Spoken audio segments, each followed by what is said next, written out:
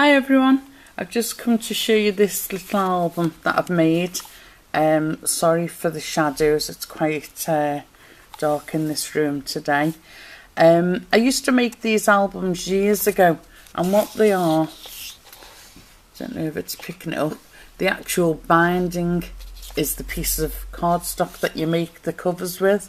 It's all in one. Let me see. So you use the one piece of cardstock and you make the binding.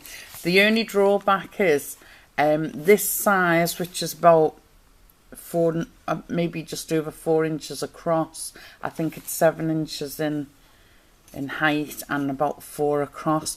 The only thing is you can only fit 3 pages in.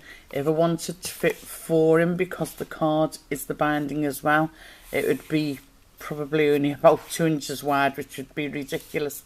So I make them this size and I can fit 3 pages in. So I'll put it that way to show you a little bit. So there's the front cover. I've popped a vintage image on the front and I've used one of these little binder clips for the closure, and I've just decorated the spine with some yellow chevron washi, and that's just the back.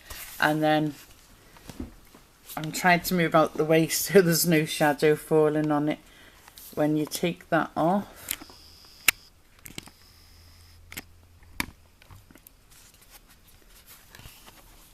that's the inside cover. This is double-sided cardstock, like an orangey peach on one side and yellow on the other. I love yellow. I actually wanted to make the album yellow and I started creasing it the other side up, so it ended up being the peach on the front. On the inside cover I've just used some yellow chevron washi tape and I've popped a little miniature envelope there, and inside are just some little cards, tiny little photo mats. And then moving on, you've got room here for several small photographs. And as I say, there's 3 pages, 3 large pages in this, not including the covers. And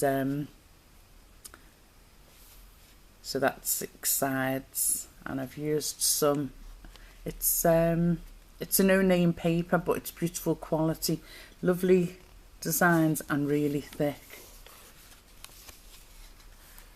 And the yellow binding looks quite nice in between those colours, I think. And then the back inside cover, I've popped another miniature envelope. I've just stuck it on with washi. I don't like that messy look. I'm going to take that off and do a full piece. I've sort of done to the front. I originally just put a little piece like that, but I don't know, I like the neat finish. And that flips up, and inside there's some little miniature photo mats. And I'm thinking of stamping journal here on the inside and the back and side cover, so they can journal, tiny photo mats. And then you've got all the 6 large photo mats there.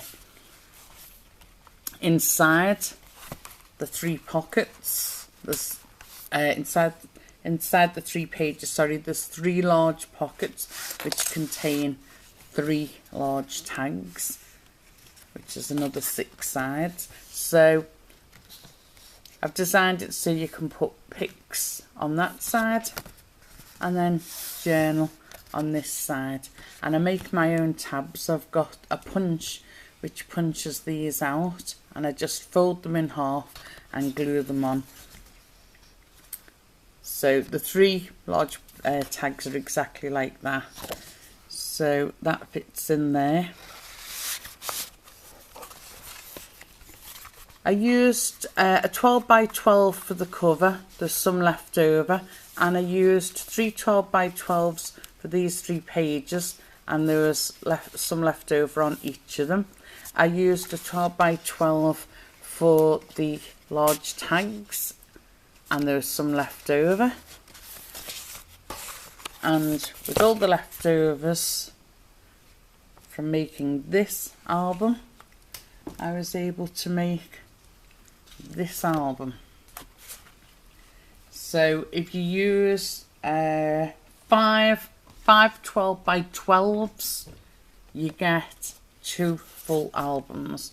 and there was a little bit left over after I'd made the 2 albums. There's a few little tiny pieces left over which have gone in the scrap box, but I've covered the front of this one with happy birthday, so this could be gifted to someone for a birthday gift, a little extra.